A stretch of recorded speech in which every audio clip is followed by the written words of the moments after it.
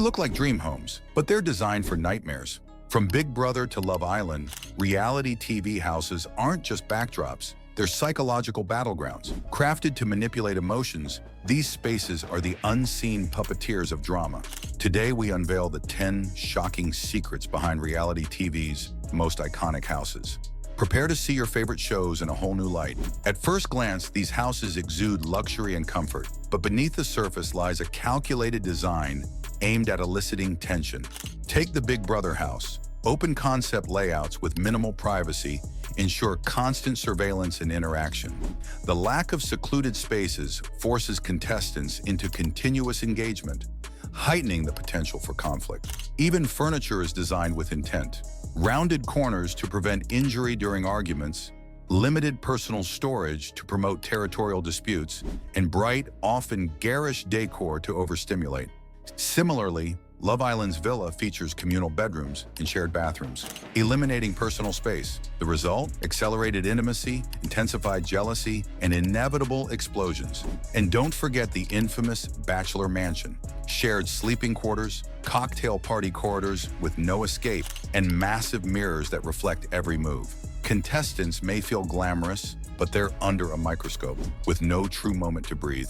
Even exterior spaces like gardens or pool areas are tightly enclosed. You're never truly alone, and someone is always listening. Reality TV producers understand that the environment controls mood.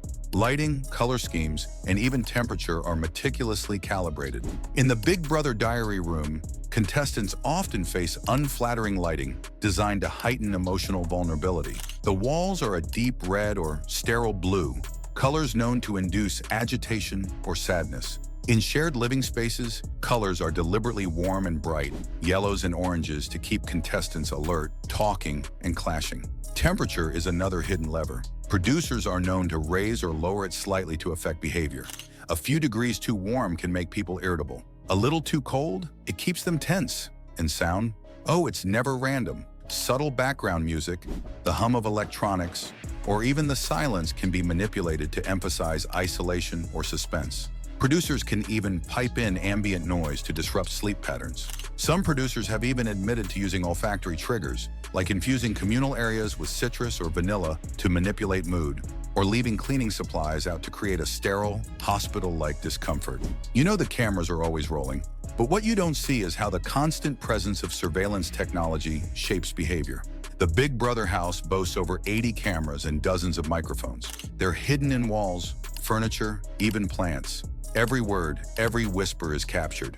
Contestants are reminded daily there's no off switch. This level of observation creates a pressure cooker. Some try to perform for the cameras, while others forget they're being watched, leading to raw, often shocking moments. Both outcomes are gold for producers. In The Circle, the surveillance takes a digital twist. Contestants are isolated, with all communication filtered through a voice-activated social platform. They're alone, yet hyper-connected, creating a unique blend of paranoia and desperation. Producers also control the schedule. Wake-up calls, challenges, meal times, even when contestants are allowed outside, all dictated by a control room. Need to spice up the drama? Delay dinner. Introduce a twist just before bedtime. Keep them guessing. Keep them off balance. And then there's the controlled chaos approach used in shows like Floribama Shore or Jersey Shore, where producers encourage drinking, then provoke confrontation with surprise reveals or guests. The environment is designed for explosive reactions. Ever wonder why arguments always happen in the same spot? It's not by accident. Designers create conflict zones, tight corners, choke points in hallways, shared bathroom bottlenecks. These force unplanned encounters which can quickly spiral into confrontation. Even camera placement influences movement. In Love Island, there's a reason the kitchen is next to the fire pit. It's a natural gathering point that keeps contestants visible and vulnerable. The diary rooms and confessionals, they're staged for emotion. Producers often encourage contestants to dig deeper or revisit a previous slight. The room becomes a confessional and a pressure valve. And in shows like Too Hot to Handle, technology plays a role. Contestants are rewarded or punished based on behavior, creating a behavioral game loop that encourages betrayal, compliance, or chaos, depending on what the producers want. In Are You the One? Contestants must find their scientifically perfect match, but are given just enough false information to cast doubt, breed paranoia and desperation. The house becomes a maze of misinformation. These aren't just houses, they're labs. Psychological experiments disguised as vacation homes. Designers work with behavioral experts to optimize for maximum stress and emotional exposure. Take the strategic removal of clocks and mirrors in many shows. Without time, contestants lose track of their routine. Without mirrors, they lose self-image. Sleep cycles are disrupted. Meals are irregular. Isolation is prolonged. These tactics heighten emotional responses, lower inhibition, and increase reliance on producers for structure. Even the confessionals are weaponized. Contestants are often kept waiting for hours, alone, before being prompted to speak. They're tired, emotional, and then asked about their worst moment that day.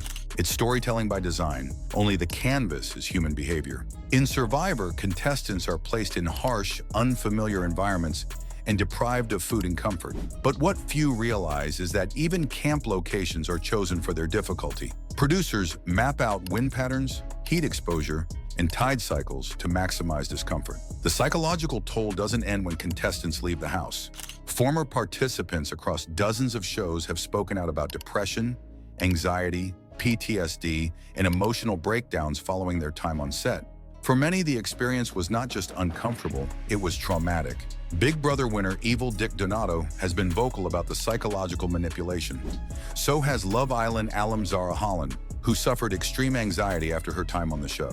Bachelor contestant Cassie Randolph later described her post-show experience as a mental health spiral, citing anxiety and the bizarre transition from controlled isolation to instant global fame.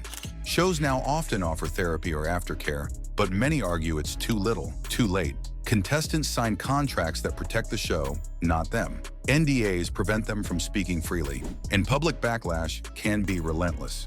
Meanwhile, the set is reset. The next cast arrives. The cycle begins again. And those who speak out, they're often labeled bitter or attention-seeking. But the reality is, many are just trying to process the trauma they weren't prepared for. Why does this matter? Because reality TV isn't just entertainment, it's a cultural mirror. And when the mirror is distorted, it reflects a warped version of human behavior.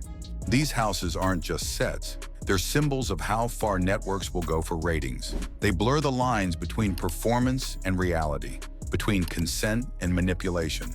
They're factories of feeling, optimized for maximum yield.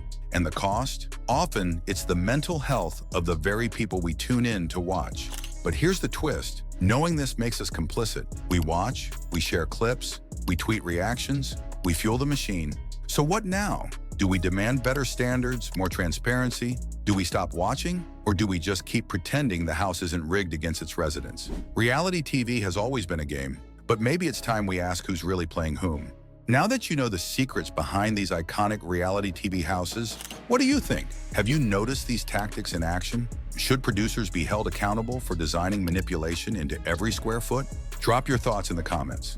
Hit like, subscribe, and ring the bell for more deep dives into the untold truths of your favorite shows. Because in reality TV, the house always wins.